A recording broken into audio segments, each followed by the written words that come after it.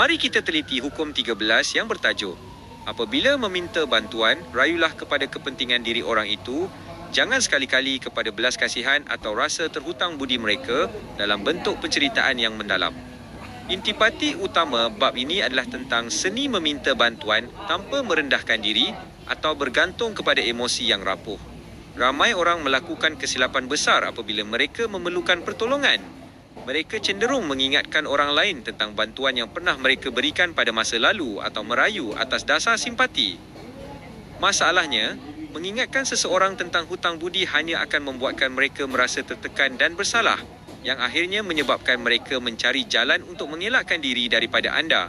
Sebaliknya, cara yang paling berkesan untuk mendapatkan kerjasama yang bersemangat adalah dengan mencari sesuatu dalam permintaan anda yang akan memberi keuntungan secara langsung kepada orang tersebut.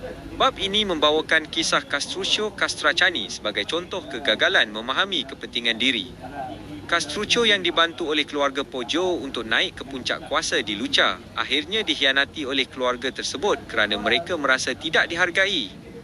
Namun, apabila bapa saudara keluarga itu cuba merayu kepada Castruccio untuk pengampunan berdasarkan jasa masa lalu, Castruccio tetap menghukum mereka kerana rayuan itu tidak memberikan sebarang kelebihan kepada kedudukan politiknya pada waktu itu. Sejarah juga menunjukkan perbezaan antara utusan dari Athens dan Corcyra ketika meminta bantuan dari Sparta. Utusan Corcyra berjaya kerana dia menekankan bagaimana persekutuan mereka akan memberi kelebihan ketenteraan dan keselamatan kepada Sparta, manakala pihak lawan hanya bercakap tentang moral dan sejarah yang tidak memberi keuntungan nyata. Kunci utama untuk menguasai hukum ini adalah dengan memahami psikologi orang yang anda dekati. Anda perlu mampu melihat dunia melalui mata mereka dan mengenal pasti apa yang mereka perlukan, sama ada ia wang, kuasa, reputasi atau sekadar ketenangan fikiran.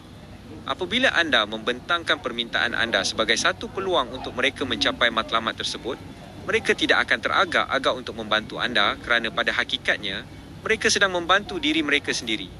Ini adalah satu bentuk kerjasama yang jauh lebih kuat dan stabil berbanding rayuan yang berasaskan belas kasihan yang sering dianggap sebagai tanda kelemahan. Walau bagaimanapun, terdapat pengecualian atau kemunduran dalam hukum ini yang perlu anda perhatikan. Ada segelintir individu yang merasa terhina jika anda merayu secara terang-terangan kepada kepentingan diri mereka yang bersifat material atau sinis. Golongan ini lebih suka merasa diri mereka mulia, dermawan dan adil. Bagi mereka, membantu anda adalah cara untuk mereka merasa lebih unggul dan hebat.